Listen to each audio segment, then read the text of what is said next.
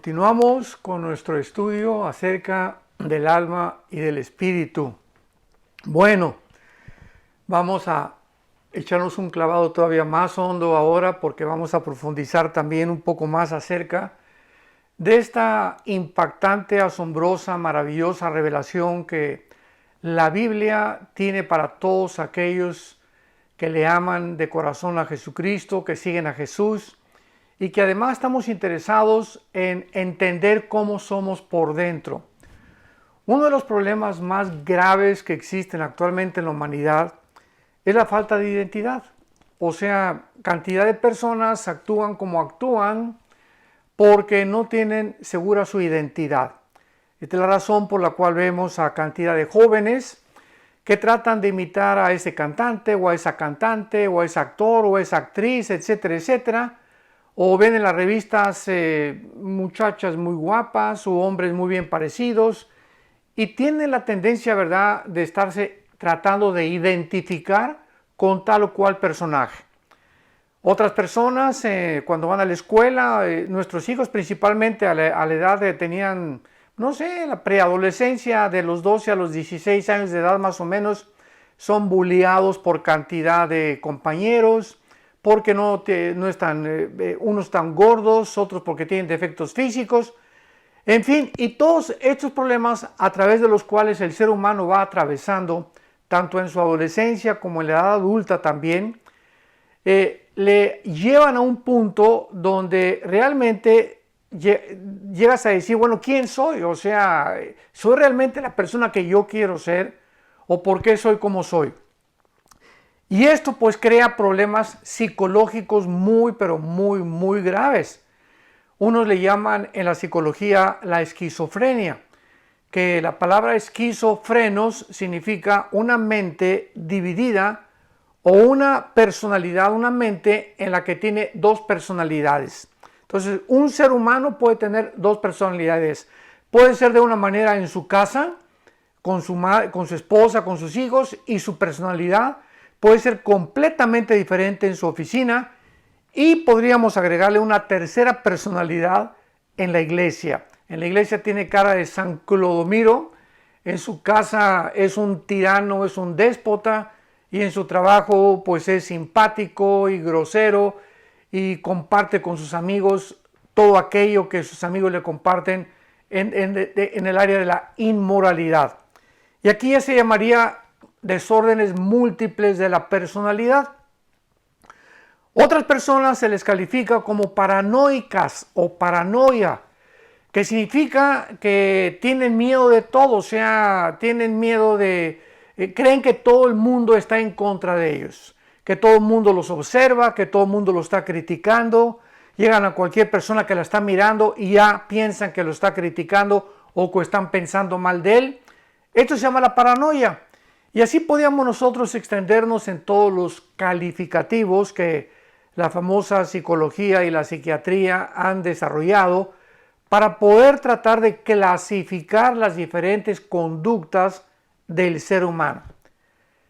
¿Y cuál es el propósito de este estudio del alma y del espíritu? Precisamente sacar de la Biblia, porque es la revelación divina, y compenetrarnos con los pensamientos de Dios para que sea Dios nuestro creador, porque finalmente Él tiene la última palabra de quiénes somos, el que nos diga realmente cómo funcionamos por dentro y por qué funcionamos como funcionamos cuando hemos perdido nuestra identidad. Solamente me adelanto un poco para poder compartirles que una persona que recibe a Jesucristo como su Señor y como su Salvador, esa persona desde ese momento ha recobrado su identidad. Ha comenzado a conocerse a sí mismo porque está conociendo a Dios. Si no conocemos a Dios, no podemos conocernos a nosotros mismos, porque es Dios el que nos da, repito, el conocimiento y la revelación de quiénes somos y por qué nos comportamos, cómo nos comportamos. Entonces, dichosos y felices todos ustedes que nos pueden escuchar, que tienen a Jesucristo como Señor, como Salvador en su vida, porque Jesucristo es el buen pastor. Y el buen pastor da su vida por las ovejas. Y dice la Biblia en el Salmo 23 que el rey David escribió: Dios es mi pastor, Jehová es mi pastor, nada me faltará. En lugares de delicados pastos me hará descansar, etc. Y cuando tenemos a Cristo como pastor, tenemos a quién seguir. Y cuando tenemos un modelo, ya no es el artista, ya no es el artista, ya no es el cantante, o el futbolista, o el político, etcétera, etcétera. Ya tenemos a Dios, el que está guiando nuestra vida. Estamos siguiendo ni más ni menos al Hijo de Dios, a Jesucristo, y en Él están escondidos todos los tesoros de la sabiduría y del conocimiento. Muy bien, en nuestro estudio pasado del alma y del espíritu, vimos que hay tres opiniones o tres perspectivas, tres teorías acerca de cómo el alma entró al ser humano, cómo la vida espiritual fue adquirida por el ser humano. En la primera parte, que fue el estudio pasado, analizamos la perspectiva de que el alma es eterna, o sea, como Platón, el filósofo, otros filósofos semejantes a él, comenzaron a postular que pues siempre hemos existido, que cuando entramos al cuerpo de nuestra mamá ya éramos alguien, o sea, era un alma eterna, que Dios no nos creó eternamente, sino que ya éramos eternos. Y en esta segunda postura que vamos a estudiar ahora, y la tercera, que la tercera ya es la más bíblica, en esta segunda posición se explica que en el momento del nacimiento Dios puso el alma humana. O sea que no es eterna, sino que en el momento del nacimiento es creada directamente por Dios. Esta teoría postula que, repito, Dios directamente crea el alma en cada individuo en el momento de su nacimiento. O sea, ¿cuándo es cuando realmente adquirimos la personalidad humana? ¿Cuándo es cuando realmente somos seres humanos? ¿A los 3 días de nacidos? ¿A la semana? ¿A los 15 días? ¿O al mes? O sea, esta es la posición que muchos médicos clínicamente han tratado de poder aseverar, pues no es que el ser humano se puede abortar. Esta es la razón de la discusión y tanta argumentación acerca del aborto, porque no se ponen de acuerdo, ¿no? A los 3 meses, al mes, a la semana no estás matando al niño, etcétera, etcétera. Pero la Biblia dice claramente en el Salmo 139 que en el momento en que el ser humano es embrión, en otras palabras, para aquellos que no tengan mucho conocimiento de la ginecología, el varón tiene 23 cromosomas XY y la mujer tiene 23 cromosomas, y de estos cromosomas sexuales, la mujer tiene 2 cromosomas XX, el varón tiene XY. Vamos para explicar. La mujer no tiene el cromosoma Y que tenemos todos los seres humanos. Y el cromosoma Y es el que determina el sexo masculino. O sea, todos ustedes que me escuchan, varones, somos varones porque tenemos una genética completamente diferente a las mujeres, porque ellas no tienen el cromosoma Y. Entonces, este cromosoma es el que determina nuestra masculinidad, lo que somos delante de Dios.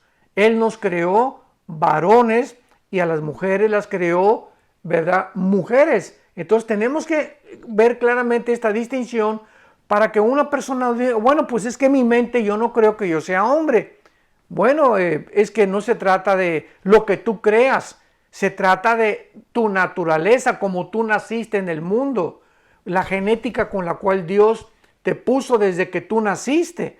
Y si tú tienes el cromosoma Y, eres varón.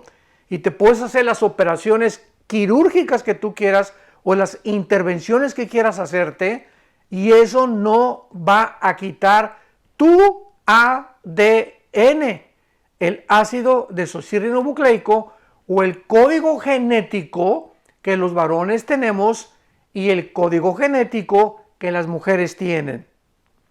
Esta es la razón por la cual muchas personas que se consideran ahora como transgénero, o sea, que se han hecho una operación para hacerse mujeres o viceversa, hacerse hombres, por más que puedan estas personas tratar de cambiar sus órganos sexuales, no van a poder cambiar su genética.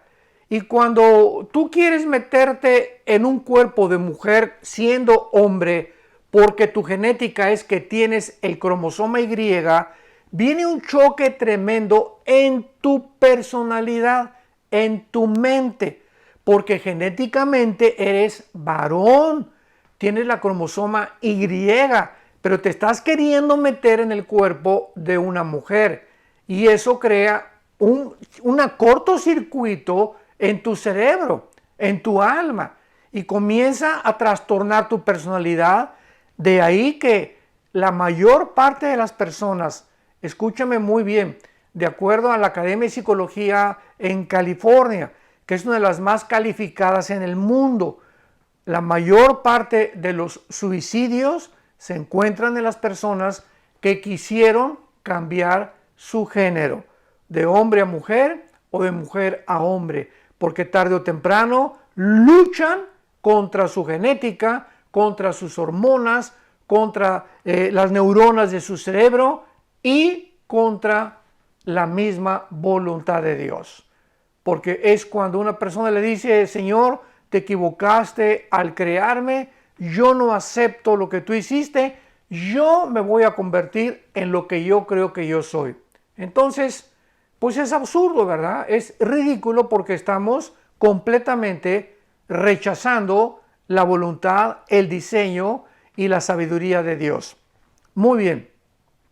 Veamos entonces que esta teoría de que en el momento del nacimiento Dios crea el alma, ya que hemos visto todas estas evidencias de realmente cuando un ser humano es ser humano, en el momento del estado embrionario, cuando estos 23 cromosomas de mi papá se juntan con las 23 cromosomas de mi mamá, se forma un cigote de 46 cromosomas y en ese momento se le conoce como la fertilización. En el momento en las que los cromosomas de mi papá y los cromosomas de mi mamá se unen para formar un cigote, en ese momento se llama la fertilización o la concepción. Y ahí es, en ese momento, cuando toda nuestra información genética, todo lo que vamos a hacer, el color de nuestros ojos, de nuestro pelo, de nuestra estatura, ahí ya se encuentra, vuelvo a enfatizar, médicos que nos escuchan, en el estado embrionario, ahí potencialmente toda la genética que Dios puso en cada cromosoma de mi mamá y de mi papá, ahí se encuentran en el momento de la fertilización y en ese momento Dios nos considera seres humanos. Muy bien, este es el aspecto físico. Y como el aspecto espiritual nadie nos los puede explicar, ni un psiquiatra, ni un psicólogo, ni un ginecólogo, ni un neurólogo, etcétera, etcétera, porque ya estamos pisando terrenos que van más allá de la investigación científica. Y aquí es cuando recurrimos a la Biblia y buscamos en la Biblia lo que Dios nos tiene para que nosotros podamos comprendernos y profundizar aún más en lo que el elemento humano está conformado.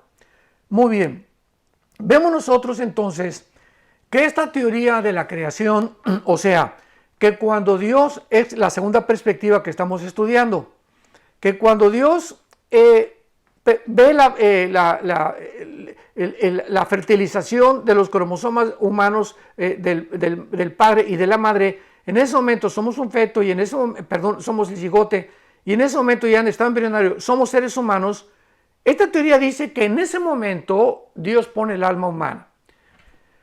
También se conoce como la teoría de la creación, que Dios crea el alma en el momento de la fertilización. Pero esta postura no explica la herencia del pecado original. Un Dios perfecto, vamos a comenzar ya con la teología, que es muy importante que recurramos a ella. En la teología no se puede considerar que un Dios perfecto pueda crear un alma caída. O sea, en el momento en que estamos ahí ya como seres humanos en el vientre de nuestra madre, en la fertilización, en ese momento Dios coloca dentro del ser humano un alma, pero esta alma ya está en pecado. Entonces, esto es imposible teológicamente. Un Dios perfecto no puede colocar un alma que no está fuera de nuestro cuerpo, caída dentro de nosotros, ¿verdad? Y el contacto de un alma con el cuerpo material causa la caída. Esto es absolutamente antibíblico y no es posible teológicamente. Vamos a hacer un resumen para que podamos ir preparándonos a la postura bíblica de cuando el alma entra al ser humano. En la primera postura que vimos, que es que el alma es eterna, ahí se enseña que todas las almas, esto es un resumen de lo que ya hemos visto hasta este momento para irnos con calma, porque es bastante complicado este estudio y es maravilloso que podamos nosotros comprenderlo. En la primera postura que estudiamos, o sea que el alma ha sido siempre existido y que es eterna, ahí se enseña que realmente nunca fuimos creados, que fue eterna el alma y que el alma es eterna. Muy bien. En la segunda postura y en la tercera postura se cree, en esta que estamos viendo, que en el momento de la concepción Dios mete el alma al ser humano. Y la primera postura establece que lo hace directamente desde dentro del vientre, mientras que esta última postura nos enseña que Dios lo hace, a ver, pongamos mucha atención. La tercera perspectiva es que Dios lo hace indirectamente y que el alma es transmitida a través de los padres desde Adán y desde Eva. Vamos otra vez a repasar esto. En la primera postura, que el alma ha sido siempre eterna. En la segunda postura o la segunda perspectiva, que en el momento del nacimiento Dios mete el alma dentro del ser humano. Y en la tercera postura o la tercera perspectiva, que es la que vamos ya a adentrarnos más profundamente, que es la bíblica, la Biblia enseña que el alma no es eterna, ni que tampoco el alma entra en el momento o la crea Dios en el momento de la concepción o de la fertilización, sino que en la tercera postura nos enseña que el alma es transmitida, o sea, el alma es heredada y viene a través de la sangre. Veamos esto con mucho más detenimiento porque nos va a bendecir grandemente. Vemos nosotros en Génesis capítulo 2, desde el principio de la Biblia, que dice el versículo 1 y el versículo 2, fueron pues acabados los cielos y la tierra y todo el ejército de ellos. Y acabó Dios, terminó, ya no hizo nada más. ¿Cuándo? En el día séptimo, la obra que hizo, y reposó el día séptimo de toda la obra que hizo. Es interesante que este día séptimo continuó durante muchos siglos. O sea, en el día séptimo ya Dios no tenía que crear absolutamente nada. Los animales, los insectos, las aves, los peces, los seres humanos, todo lo que Dios había creado, lo creó ya, y de ahí en adelante lo único que ha hecho Dios, como dice el Salmo 104, es mantener la creación. Dice la Biblia que se mueren, renueva Dios el espíritu, ¿verdad? Y viene otra persona y nace, etcétera, etcétera. Pero ya no son nuevas creaciones. Ya estamos heredando, ¿verdad? Todos los que nacemos venimos ya de papá y de mamá, pero no nos creó originalmente como creó Adán y Eva. Entonces, todo aquello que Dios ha hecho a través de la creación, lo dejó de hacer el séptimo día y de ahí en adelante simplemente Él está manteniendo, porque no se ha separado de su creación, la sostiene, la mantiene, provee continuamente el alimento para los pájaros, el alimento para los conejitos. En otras palabras, Dios no se ha completamente disasociado de su creación. Muy bien. Sin embargo, cuando llegamos al Nuevo Testamento, en 2 de Corintios capítulo 5, versículo 7, 2 de Corintios 5, 7, hay una revelación tremenda. El que está en Cristo, nueva criatura es. Las cosas viejas pasaron, todas son hechas nuevas. El que está en Cristo, en el original griego, dice así: el que está en Cristo, o sea, la persona que recibe a Jesucristo, es una nueva creación. ¡Wow! Una nueva creación. Desde el Génesis, Dios no había vuelto a crear nada absolutamente. Y hasta el Nuevo Testamento, Dios interviene en el tiempo y en el espacio y en la materia para hacer algo completamente nuevo. ¿Y qué es eso que Dios ha vuelto a crear? La nueva criatura que tú y que yo somos cuando recibimos a Jesucristo. Esta es la razón por la cual hace 2000 años, vamos también despacio, todo esto tenemos que ir muy despacio. Yo le pido mucha sabiduría para que pueda yo realmente compartirles a ustedes todos estos pensamientos de la Biblia. Esta es la razón por la cual hace 2000 años un fariseo de fariseos llamado Nicodemo se acercó a Cristo y vino de noche. El muy hipocritón, ¿verdad? ¿Por qué no vino de día? Vino de noche porque todavía tenía miedo y temor fariseo, Nicodemo, de qué iban a decir, de que ya, te vimos con Cristo, Y en ese tiempo a los fariseos se les perseguía si simplemente se acercaban a escuchar o a seguir a Jesucristo. Bueno, Nicodemo comenzó a ser tocado de una forma impresionante al ver la personalidad de Jesús y lo fue a ver de noche de todas maneras, a visitarlo. Y entonces ya Nicodemo comienza a decirle, todo esto está en el capítulo 3 del Evangelio de Juan. Y le dice Nicodemo a Jesús: Señor, sabemos, sigue con su hipocresía, ¿verdad? Sabemos que tú vienes de Dios, porque todas las obras que tú haces, solamente Dios los puede hacer.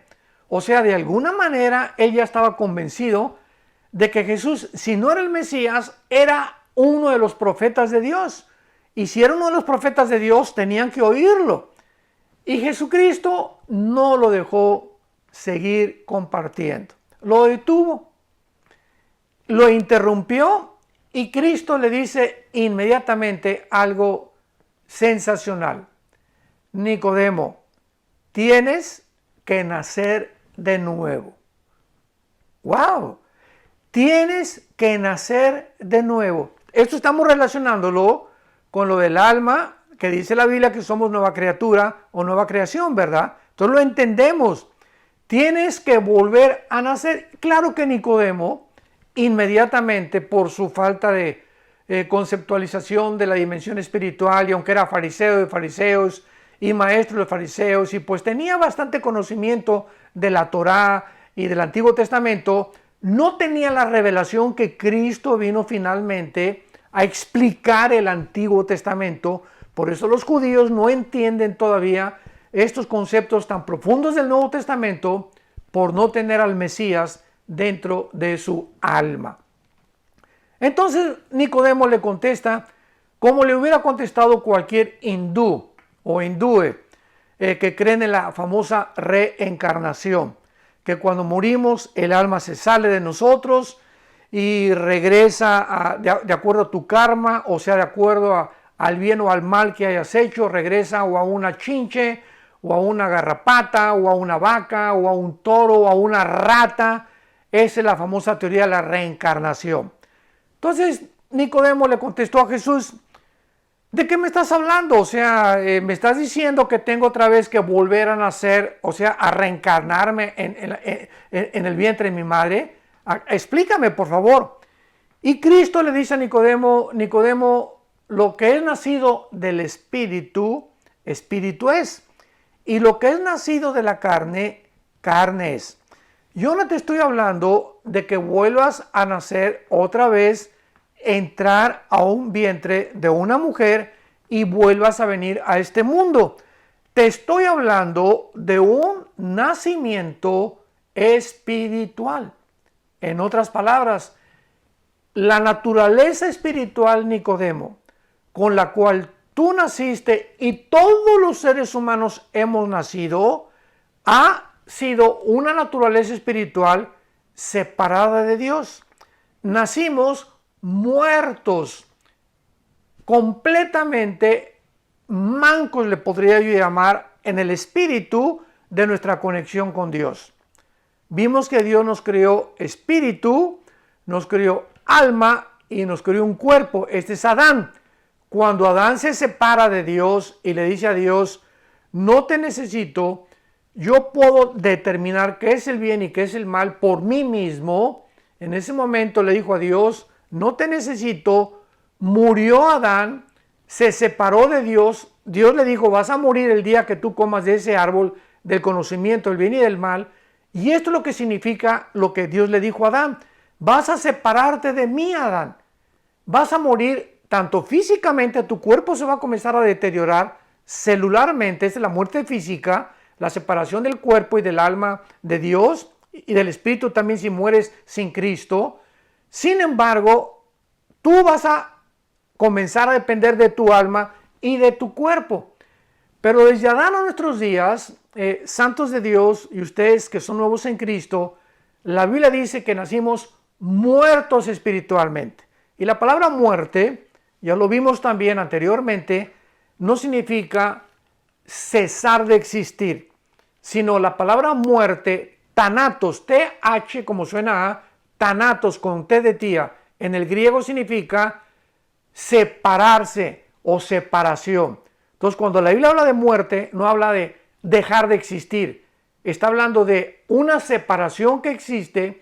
Hemos muerto espiritualmente, nos hemos separado de Dios y hemos nacido sin tener la naturaleza espiritual vivificada. Y esta es la razón que el ser humano desde hace aproximadamente 6,000 años, como hemos nacido separados de Dios, pero en el alma traemos aún todavía la semejanza de Dios, porque Dios nos creó a su imagen y semejanza. Esta es la razón por la cual el ser humano es incorregiblemente religioso. Y esta frase se la atribuimos al famoso psicoanalista vienés Sigmund Freud, o el padre del famoso psicoanálisis psicológico. Freud fue lo que dijo, no es que el hombre es religioso y busca a Dios porque está lleno de temores y porque Freud dijo, no ha existido una civilización, una tribu, una lengua, nunca en la historia que no hayan adorado a algo o a alguien. Y si no adoran el sol o a la luna, adoran al ser humano. En Roma adoraban a los Césares, se hicieron dioses, Hitler se hizo un dios, en fin, ¿verdad? El ser humano, así inició ahorita en este momento nuestro estudio, está buscando identificarse con algo o con alguien que le dé a su vida propósito y significado. Y como en todo lo que buscamos identificarnos, ya sea, pues si tengo dinero, pues si soy famoso, si tengo muchos seguidores en Facebook o en Instagram, o si la gente me admira porque soy bien parecido o porque soy bonita, etcétera, etcétera. Después de todas esas cosas que creemos que ahí vamos a encontrar nuestra identidad, volvemos a sentirnos vacíos. Seguimos con algo dentro de nosotros mismos internamente, que es el espíritu, que nos dice, de esta agua volverás a tener sed. la profundidad de las palabras que Jesús le dijo a la mujer samaritana. Mujer, de esa agua volverás a tener sed. En Juan 4, en el capítulo 4 de San Juan, Cristo estaba tratando con esta mujer prostituta, todos conocemos la historia, y era una mujer que llevaba 5 maridos cuando Cristo se le encontró. Y le dijo, ¿verdad? Sabemos que tiene 5 maridos, y con el que vives ahorita, Cristo le dijo a la mujer samaritana, no es tu marido. O sea, esta mujer estaba viviendo cuando Cristo se le encuentra en amaciato, como decimos aquí en México, en unión libre, sin casarse con un hombre. Y Cristo no la condenó, no la reprochó, simplemente se dio cuenta que era una mujer que creía que tal vez en Carlos no funcionó, me voy a divorciar. Tal vez con Pepe, pues se casó con Pepe y tampoco funcionó. No, pues tal vez con Gabriel. No, pues tal vez con Pancho. Y así encontramos cantidad de personas que dicen, es que esta persona no me hizo feliz, voy a casarme con otra persona y con otra. Y así encontramos, y lo puedo decir porque es de la opinión pública, ¿no? una artista que se le consideró tal vez la más bella de las mujeres del siglo XX, Elizabeth Taylor. Se le consideró que era una de las mujeres más bellas del planeta el siglo pasado. Se casó más de 8 veces. La mujer de las más bellas del mundo, ya nos imaginamos, se casó con uno, no, este no lo merezco, ni este tampoco me merece, etcétera, etcétera. También todas las famosas artistas de cine que ya no queremos seguir mencionando nombres, ¿verdad? Pero Rock Hudson, que fue el hombre mejor parecido, se le consideró del siglo XX. Rock Hudson se vuelve homosexual a los 42 años de edad. ¿Por qué? Porque buscaba y buscaba, pues ya la gente me admiró, hice películas, tengo dinero, ya soy millonario, ya soy millonaria, ya tengo poder, ya llegué a ser presidente de la República, y hasta que interiormente el ser humano entienda que no hay nada en el mundo que nos vaya a llenar este vacío con el cual nacimos, espiritual, hasta que nosotros volvamos a ser creados de nuevo espiritualmente, hasta que volvamos a nacer, hasta que nuestro espíritu vuelva a ser vivificado y conectado con la fuente de energía que es Dios. Y cuando una persona recibe a Cristo como su Salvador, nace espiritualmente, significa se vuelve a conectar, se vuelve a enchufar con la fuente de energía de aquel que nos hizo a su imagen y semejanza, de aquel que nos conoce, de aquel que quiere y abrió sus brazos en una cruz, de aquel que nos dice, de tal manera te amo, que no voy a demostrarte mi amor dándote dinero, mandándote palomitas o haciéndote eso y lo otro. Te voy a demostrar mi amor dando mi vida por ti. De tal manera amó Dios al mundo que dio a su Hijo unigénito para que tú que nos estás viendo, no te pierdas, mas tengas la vida eterna. Y cuando tú haces esto, ese vacío con el cual nacimos es llenado por el Espíritu de Dios. El Espíritu de Dios entra a vivir dentro de nuestro espíritu, lo resucita a nuestro espíritu. Repito, porque nacimos muertos espiritualmente y de ahí en adelante comenzamos a comprender claramente cómo es posible que en ese momento nosotros podamos tener una nueva vida, una nueva perspectiva, un nuevo propósito, y nuestra vida finalmente comienza a tener sentido y propósito.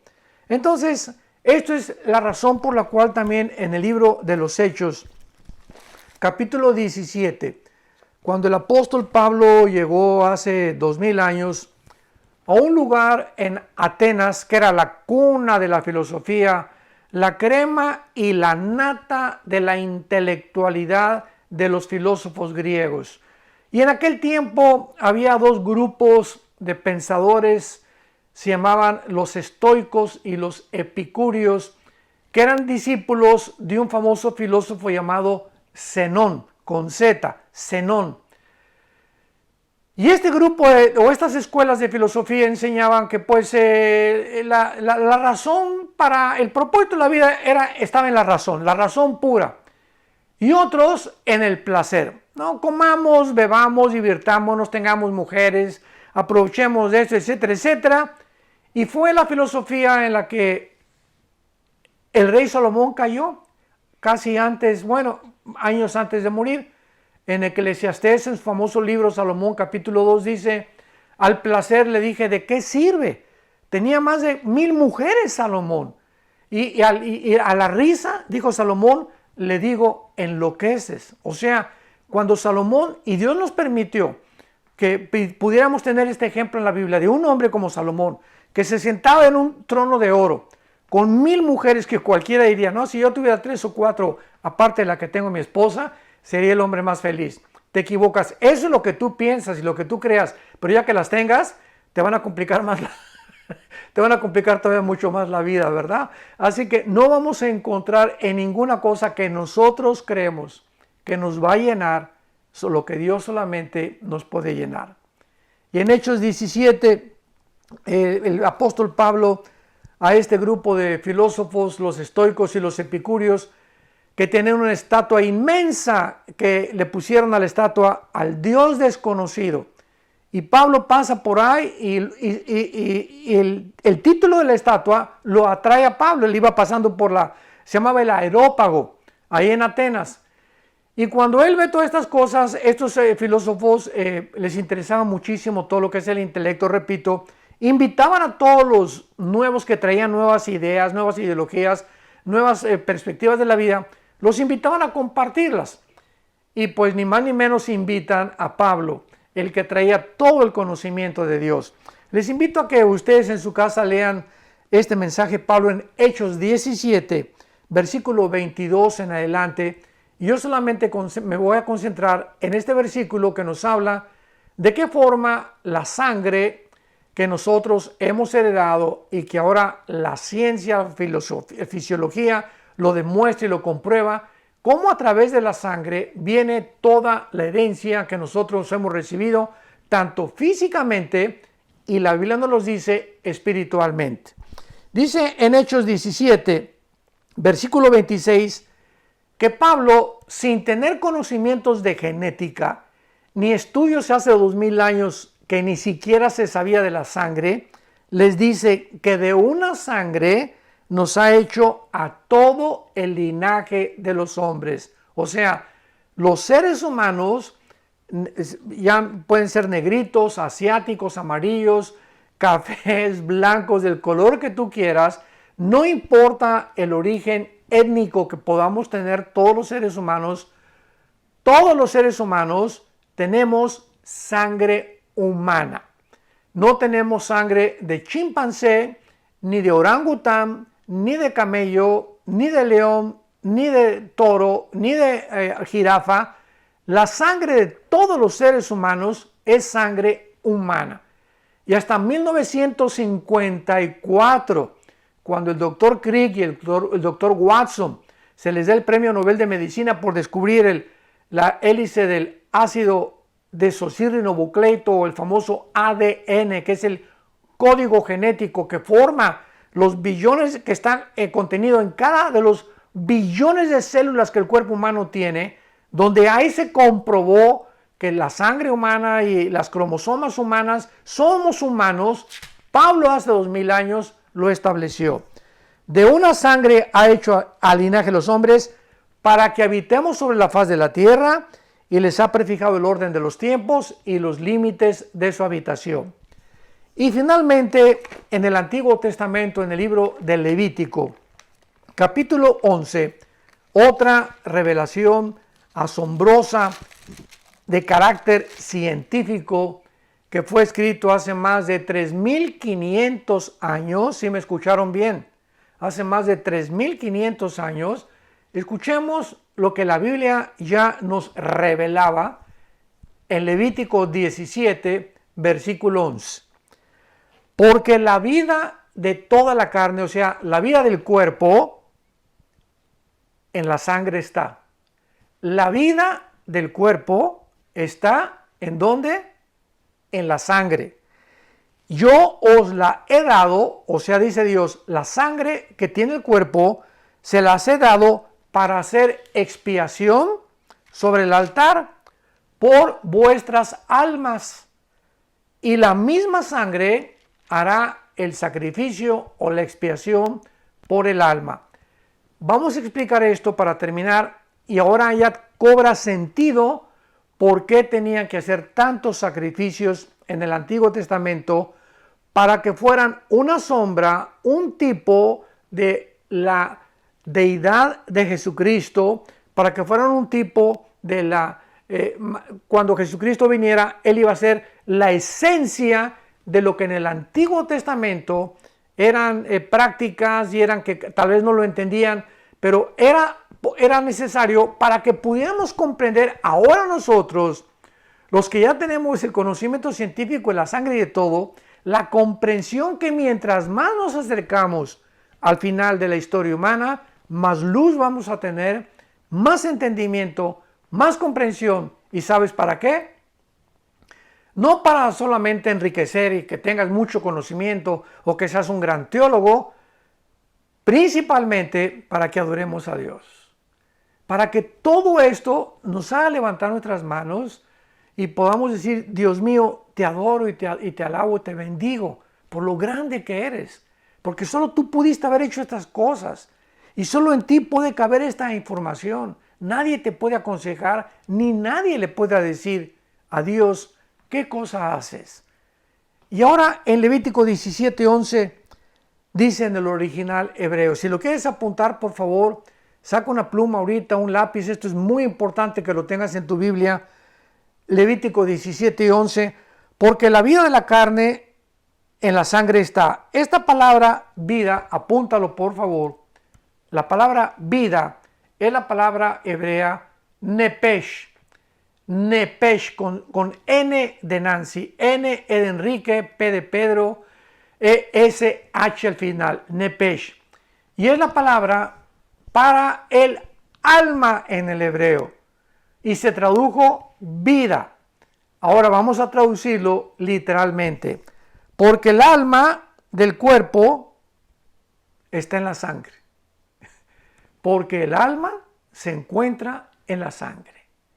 Y cuando Dios le decía a la gente que un sacrificio, que la sangre era la que servía por expiación, es porque solo una vida puede pagar por otra vida.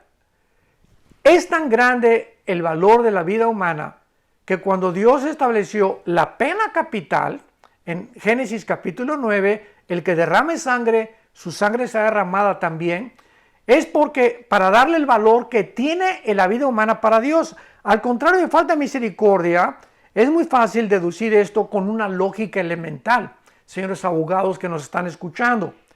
Si un asesino mata a una persona, asesina a una persona, te quiero hacer una pregunta. ¿Con cuántos años de cárcel va a pagar su crimen? ¿Te gustan 100 años? ¿90 años? Con eso va a pagar la vida humana. No hay ni 1000 años que pudieran pagar por lo que vale la vida delante de Dios. Y por eso dijo Dios, si alguien derrama sangre, lo único que puede pagar es otra vida, porque solamente otra vida se compara con la vida que le quitó.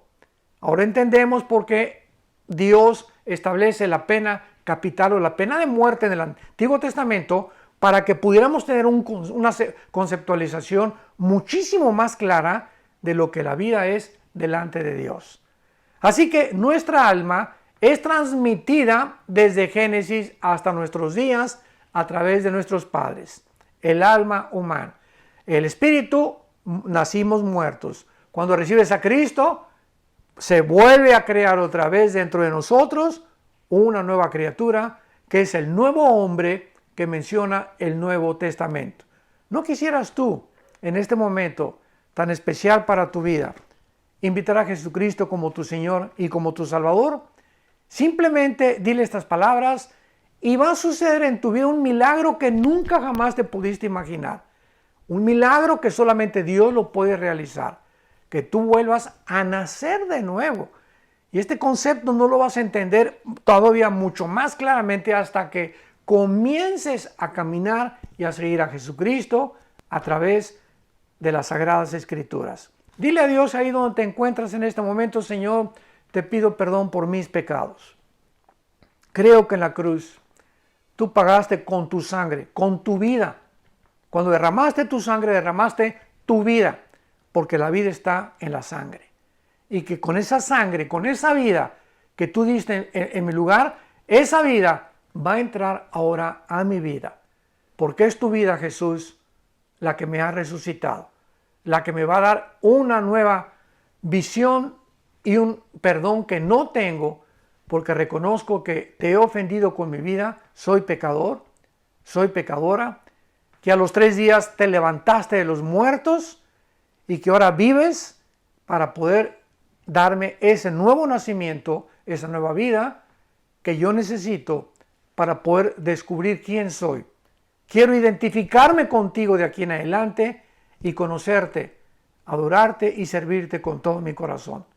Porque te lo pido y te doy las gracias en el nombre de Cristo. Amén. Que Dios te bendiga y continuamos más adelante con más estudios maravillosos de las Sagradas Escrituras. Vida Nueva para el Mundo se sostiene y propaga el mensaje de salvación de Jesucristo gracias a Dios y a tus donativos. Llevemos juntos el Evangelio de Jesucristo al mundo entero. Realizamos eventos, seminarios, congresos y diferentes programas para dar a conocer el mensaje de salvación y el poder de nuestro Señor, transformando y edificando vidas de mujeres, hombres, niños alrededor del mundo. ¿Qué pasa cuando decides hacer tu donativo? Aunque no puedas llevar la palabra personalmente a todo el mundo, de esta forma lo estás haciendo. Con tus donativos o aportaciones, estás sembrando y formando parte de lo que Dios está haciendo en su obra. Estás ayudando a traer luz a la oscuridad, paz al conflicto y esperanza a los que no tienen ninguna. Dona desde México.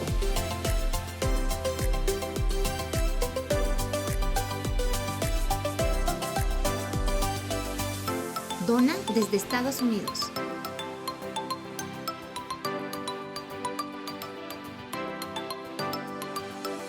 Para el resto de donaciones de otras partes del mundo, www.vidanuevaparaelmundo.org.mx/dona. Estamos cumpliendo la gran comisión. Por tanto, vayan y hagan discípulos a todas las naciones, bautizándolos en el nombre del Padre, del Hijo y del Espíritu Santo, enseñándoles que guarden todas las cosas que les he mandado. Y he aquí que yo estoy con ustedes todos los días hasta el fin del mundo.